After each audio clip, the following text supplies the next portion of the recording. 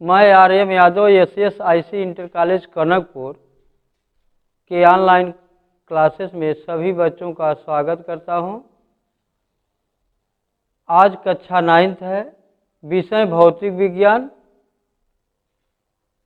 Chapter का नाम रखा गया है, अध्याय 9 है बल तथा गति के नियम।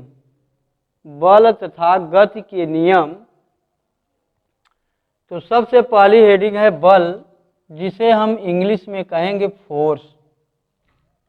बल क्या है, इसकी क्या परिभाषा होगी? तो देखिए, बल वह बाह्य कारक है जो किसी वस्तु की विराम अथवा गति अवस्था में अथवा उसके रूप व आकार में परिवर्तन करता है अथवा परिवर्तन करने का प्रयास करता है, बल कहलाता है।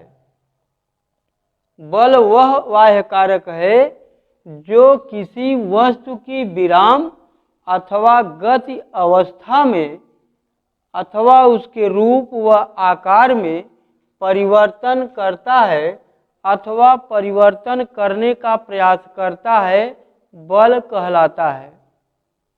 हम जानते हैं कि बल में परिमाण और दिशा, मैग्नीट्यूड एंड डायरेक्शन दोनों होते हैं। तो बल में परिमाण और दिशा दोनों होते हैं, अतः बल एक सदिश राशि है, जिसे इंग्लिश में कहेंगे वेक्टर क्वांटिटीज। बल एक सदिश राशि है। बल का SI मात्रक किलोग्राम मीटर प्रति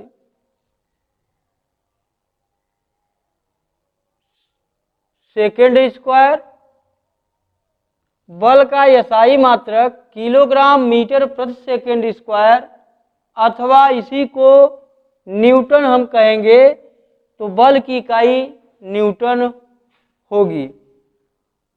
सेंटीग्राम सेकेंड पद्धति में बल की इकाई डाइन होती है।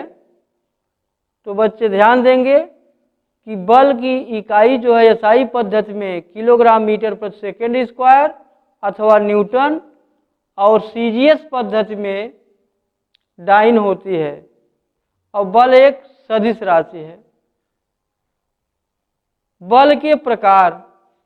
बल दो प्रकार के होते हैं। पहला है संतुलित बल, दूसरा है असंतुलित बल।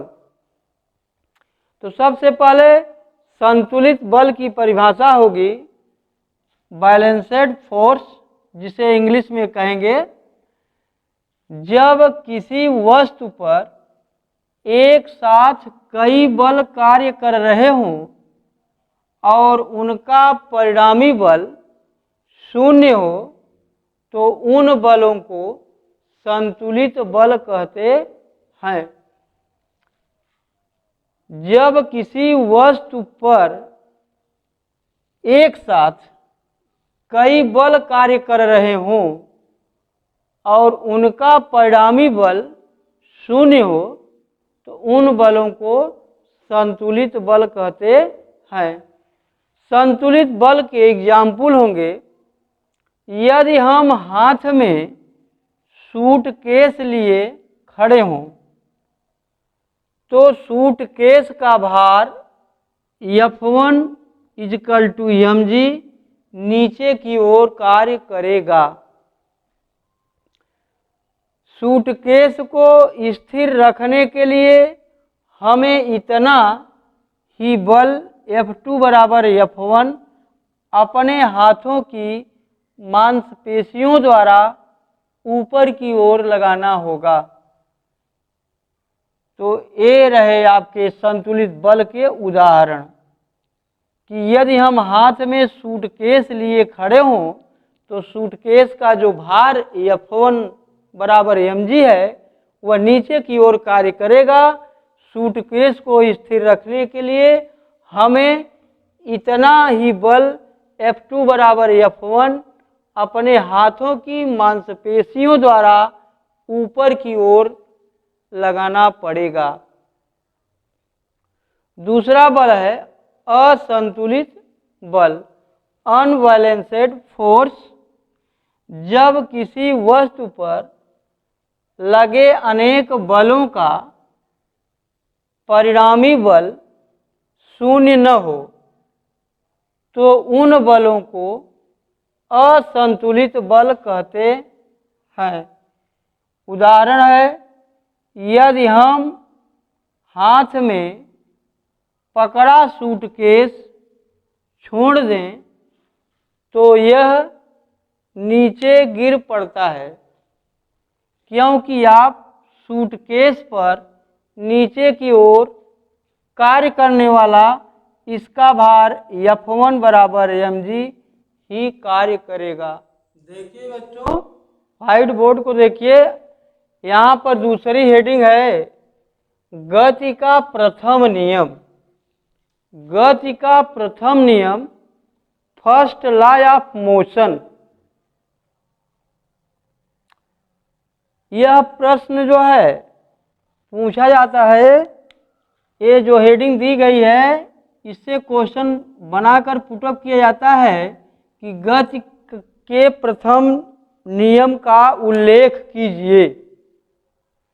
तो गति का प्रथम नियम है, यदि कोई वस्तु विरामावस्था में है तो वह वस्तु विरामावस्था में तब तक रहेगी जब तक कि उस पर कोई बाह्य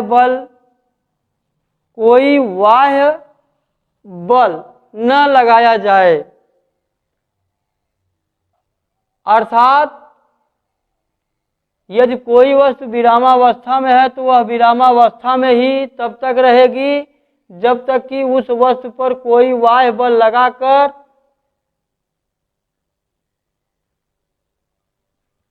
यदि कोई वस्तु गति अवस्था में है तो वह गति की अवस्था में तब तक रहेगी जब तक कि उस पर कोई बाह्य बल लगाकर उसे रोका नहीं जाता है, तब तक वह गति अवस्था में ही रहेगी।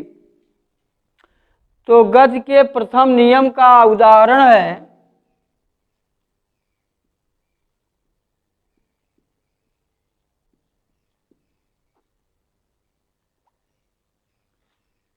यदि मेज पर रखी पुस्तक विरामावस्था में है, विरामावस्था में है, तो यह पुस्तक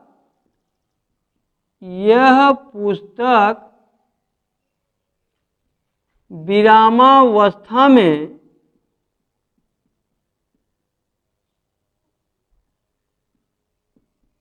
तब तक रहेगी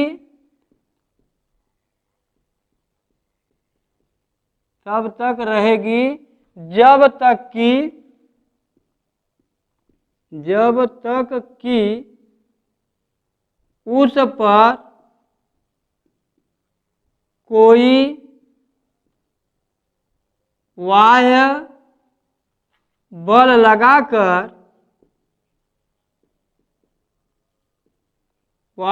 लगाकर पुस्तक को एक स्थान से दूसरे स्थान तक हटाया